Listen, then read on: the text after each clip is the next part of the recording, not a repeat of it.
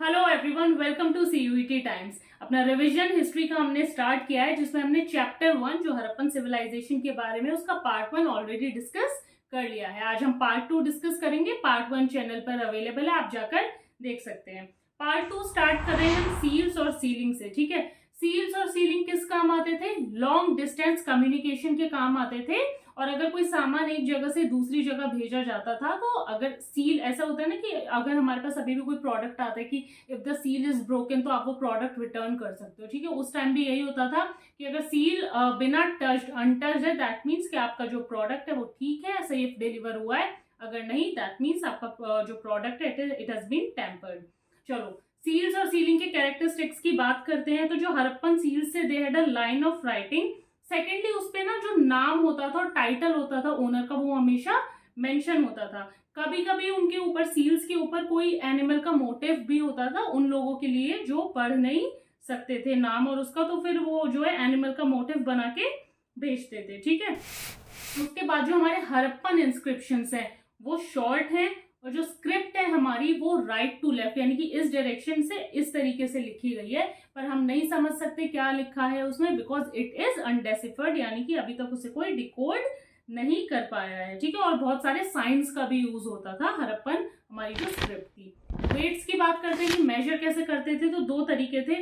जो lower denomination, यानी कि जो छोटे छोटे वेट्स होते थे वो बाइनरी 1, 2, 4 ऐसे डिजिट में होते थे, और जो हायर डिनोमिनेशन था उसके लिए हमारा डेसिमल सिस्टम यूज किया जाता था।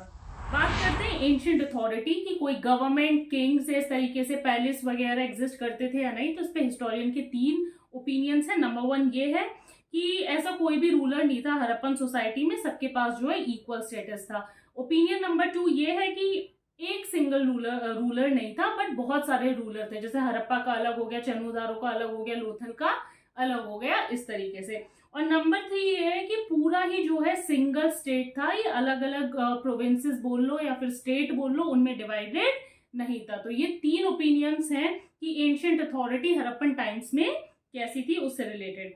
उसके बाद बात करते हैं एंड ऑफ सिविलाइजेशन की। 1900 तक का हमारा जो टाइम पीरियड था, मैंने आपको बताया मेच्योर हड़प्पन फेस है।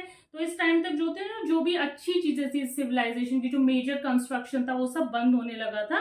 तो उसके कुछ रीजन एक्सप्लेन किए गए कि हड़प्पन सिविलाइजेशन क्यों डिक्लाइन किया। नंबर 1 क्लाइमेटिक चेंज, दूसरा है हमारा डिफोरेस्टेशन, तीसरा है हमारा फ्लड्स, नेक्स्ट है कि जो लैंडस्केप जो हम ओवर यूज कर लेते हैं, तो ओवर यूज था। फिफ्थ इज कि जो हमारी रिवर्स थी उन्होंने या तो अपना कोर्स शिफ्ट कर लिया था या वो सूख गई थी।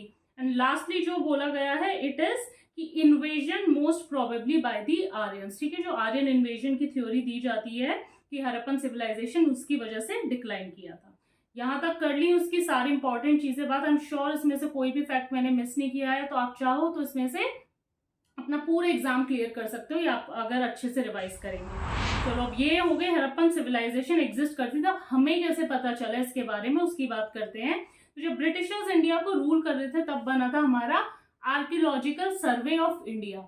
उसके पहले डायरेक्टर जनरल रहे अलेक्जेंडर कनिंगम, जिन्हें फादर ऑफ इंडियन आर्कियोलॉजी भी बोला जाता है, क्योंकि सारी मेजर चीजें डिस्कवर होना वह हमारी जो है स्टार्ट हो गई थी। ठीक है, उनको भी ऐसी एक सील लाके दी किसी ने, पर वो उसको जो है सही टाइम फ्रेम में प्लेस नहीं कर पाए, इसलिए उनके टाइम पीरियड पर हड़प्पन सिविलाइजेशन डिस्कवर नहीं हुआ।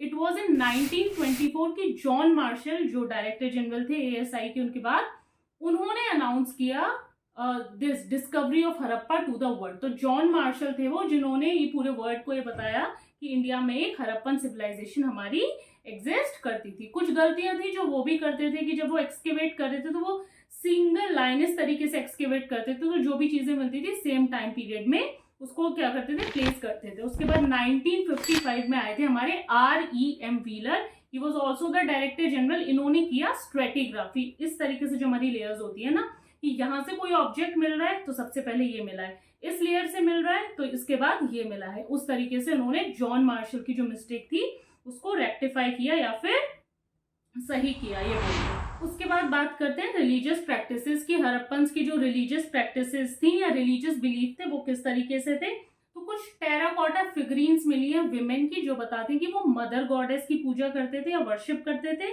सेकंड, कुछ प्लांट मोटिव्स हैं, वो ये बताते हैं कि वो नेचर की भी वर्शिप करते थे। ठीक है, एंड थर्ड जो है कुछ कोनिकल स्टोन्स मिले हैं which indicate that they worshipped लिंग। तो 3 चीजें हैं, मदर गॉडेस, नेचर एंड अ लिंग।